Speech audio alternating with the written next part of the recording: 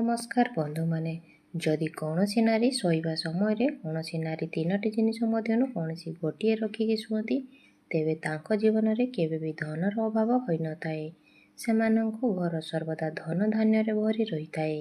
वास्तुशास्त्र अनुसार आम घरे किछि एपरि जिनिस रही थाए जाके अत्यंत साधारण होई थाए, मात्र से साधारण जिनिस गुड़िकरे एते अधिक मात्रा रे सकारात्मक ऊर्जा रही थाए जे जदि आपण सेई जिनिस को तकिया तले रखी शुअती तेबे ताहार शुभ परिणाम आपनकु प्राप्त होई थाए। एही जिनिस गुड़िक आपण मानक जीवन रे थिबा अनेक गुड़िए समस्या को मध्य दूर करि देई थाए। ज्योतिष शास्त्र अनुसार आमे जदि किछि छोट छोट उपाय को पालन करिथाउ तेबे एहा द्वारा आम निजर दुर्भाग्य को सौभाग्य रे परिणत करि परिबा। आमे निजे ही निजर समय को बदलाई परिबा।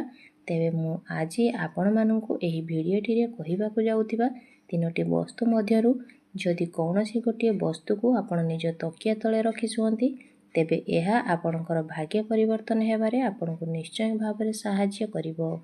एहा व्यतीत आपणक जीवन रे केबे भी अशुभ घटना मध्य घटित हेबो नाही। एहा सहित आपणकर प्रत्येक दिन प्रत्येक सकाळ आपणक पई एक नूतन ऊर्जा नै आसीबो। एहा सहित आपण मानकर शोइबार ढंग मध्य आपणक जीवन रे अनेक प्रभाव पकाई थाए। तेबे शास्त्रीय एवं वैज्ञानिक एही दुईटी दृष्टिकोणरू आपण जदि सठिक दिग को निजर मुंड करि शुअती तेबे एहार आपणक स्वास्थ्य एवं आपणक जीवन उपरे अत्यधिक सकारात्मक प्रभाव पड़ी थाए। तेबे वास्तुशास्त्र अनुसार दक्षिण दिग को मुंड करि शोइबा सर्वश्रेष्ठ बोली माना जाई थाए। एही दिग को मुंड करि शोइबा द्वारा आपणकर स्वास्थ्य सर्वदा भल रही थाए। एहा व्यतीत वास्तुशास्त्र रे द्वितीय मुख्य भाग्यटी हेउची पूर्व दिग। जदि दक्षिण दिग को मुंड करि शोइबा संभव नुहे तेबे आपण पूर्व दिग को मुंड करि शोइ परिबे। पूर्व दिगटी मध्य मुंड करि शोइबा पई सर्वोत्तम दिग बोली माना जाई थाए। तेबे जदि आपण आपणक घर एकुटिया पैसा रोजगार करिबा व्यक्ति अटंती किंबा आपण जदि चाकरी व्यापार करूछंती तेबे आपण पूर्व दिग को मुंड करि शोइबा द्वारा एहा आपणको अनेक शुभ फल प्रदान करिथाए। तेबे आसंतु जानिबा शोइबा समय आमे निजर तकिया तले कौन रखी शोइबा उचित। तेबे बंधु माने एहा विषय रे जानिबा पूर्वरु भिडियोटी को लाइक करी चैनल टी को सब्सक्राइब करि दियंतु।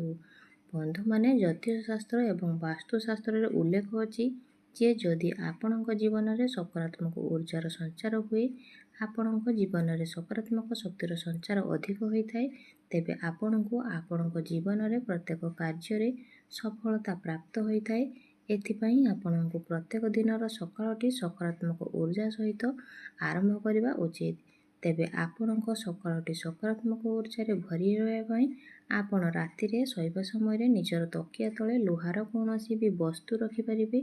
आपण जदि निज तकिया तले लुहार कौनसी वस्तु रखि शुअती तेबे आपणको निकटको कौनसी नकारात्मक शक्ति आसी पारि न थाए एवं आपणको हैरान मध्य करि पारि न थाए। जदि आपणको केही तंत्र मंत्र करुथाए तेबे आपण तकिया तले लुहा रखि शोइबा द्वारा आपणको ऊपर एहार कौनसी प्रभाव पड़ी न थाए एवं एपरि हेबा द्वारा आपण सकाळ उठिला समय बहुत ताजा अनुभूत पाइथांती एवं आपणको भितरे सकारात्मक शक्तिर मध्य संचार होइथाए एवं आपण प्रत्येक कार्य को स्फूर्तिर सहित मध्य करि पारंती। बंधु माने जदि आपणको प्रत्येक कार्य असफल प्राप्त हेउची, जदि आपण कौनसी नूतन कार्यर आरंभ करूछंती एवं आपणको सेथिरे अनेक गुड़िए बाधा विघ्न सामना करिबाकु पड़ुची किंबा आपण जदि व्यापार वाणिज्य करूछंती तो सेथिरे आपणको लाभ प्राप्त हेउ नाही तेबे आपण शोइबा समय निजर तकिया तले सोना किंबा चांदीर एक मुद्रा रखि शोइबा उचित।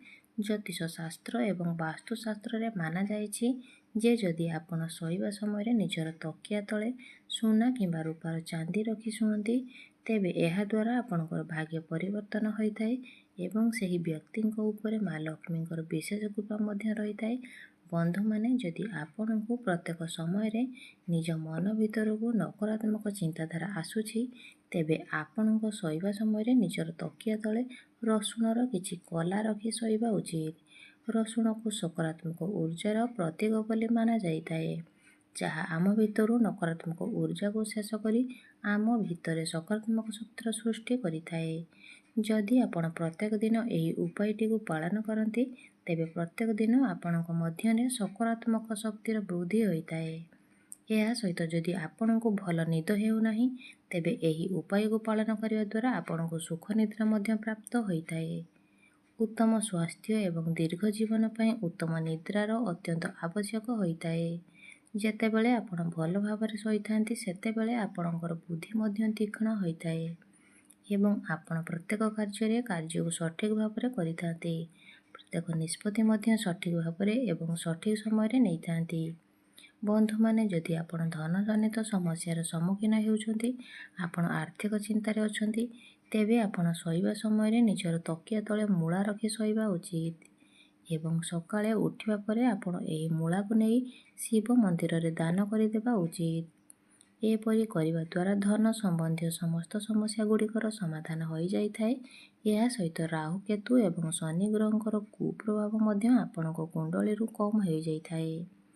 ବନ୍ଧୁମାନେ, ଯଦି ଆପଣଙ୍କର ପାରିବାରିକ ସ୍ଥିତି ଠିକ୍ ନାହିଁ, ଆପଣଙ୍କ ଗୃହରେ ସଦସ୍ୟମାନଙ୍କ ମଧ୍ୟରେ ଭଲ ପାଇବା ଏବଂ ବିଶ୍ୱାସ କମିଯାଇଛି, କିମ୍ବା ଆପଣଙ୍କର ବେପାର ବାଣିଜ୍ୟ ଭଲ ଭାବରେ ଚାଲୁନାହିଁ, ଆପଣଙ୍କୁ କ୍ଷତିର ସମ୍ମୁଖୀନ ହେବା ପାଇଁ ପଡ଼ୁଛି, କିମ୍ବା ଆପଣ ନିଜର ଅର୍ଥକୁ ସଞ୍ଚୟ କରିପାରୁନାହାନ୍ତି, ଆପଣଙ୍କର ଅନେକ ଖର୍ଚ୍ଚ ହୋଇଯାଉଛି, ତେବେ ଜ୍ୟୋତିଷ ଶାସ୍ତ୍ରରେ ବର୍ଣ୍ଣନା କରାଯାଇଥିବା ଏହି ଗୋଟିଏ ଉପାୟ ଆପଣଙ୍କୁ ନିଶ୍ଚିତ ଭାବରେ ନିଜର ଜୀବନରେ ଅବଲମ୍ବନ କରିବାର ଅଛି।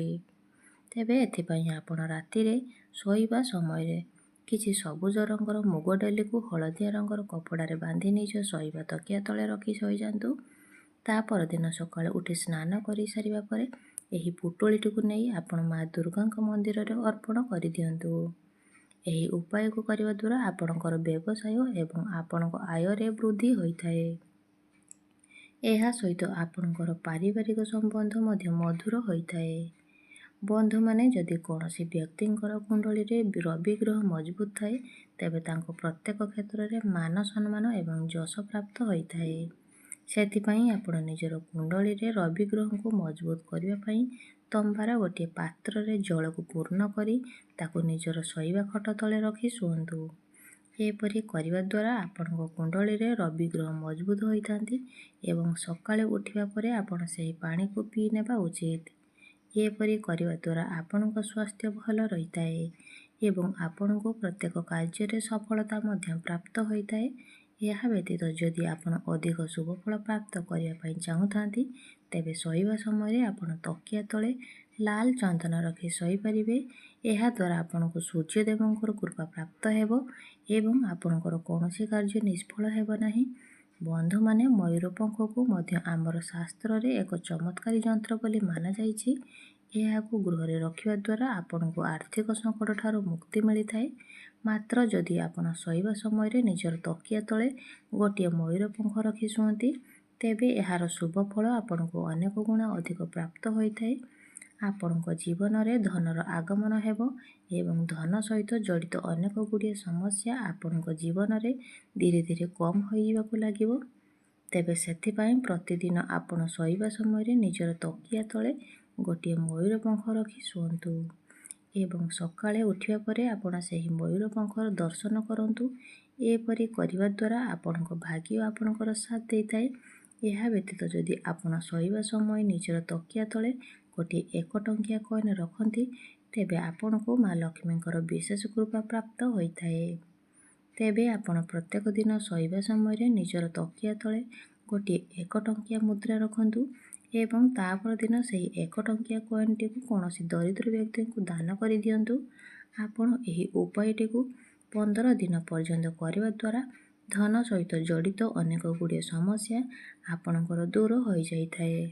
ତେବେ ବନ୍ଧୁମାନେ, ଏହିପରି ଭାବରେ ଆପଣ ଶୋଇବା ସମୟରେ ଏହି ଜିନିଷ ଗୁଡ଼ିକ ମଧ୍ୟରୁ କୌଣସି ଗୋଟିଏ ଜିନିଷକୁ ଆପଣ ନିଜ ଆବଶ୍ୟକ ଅନୁଯାୟୀ ରଖିପାରିବେ, ଯାହାଦ୍ୱାରା ଆପଣଙ୍କୁ ଅନେକ ଶୁଭଫଳ ପ୍ରାପ୍ତ ହୋଇପାରିବ। ତେବେ ବନ୍ଧୁମାନେ, ଭିଡ଼ିଓଟି ଯଦି ଆପଣମାନଙ୍କୁ ଭଲ ଲାଗିଥାଏ, ତେବେ ଭିଡ଼ିଓଟିକୁ ଗୋଟେ ଲାଇକ୍ କରି ଚ୍ୟାନେଲଟିକୁ ସବସ୍କ୍ରାଇବ୍ କରିଦେବେ।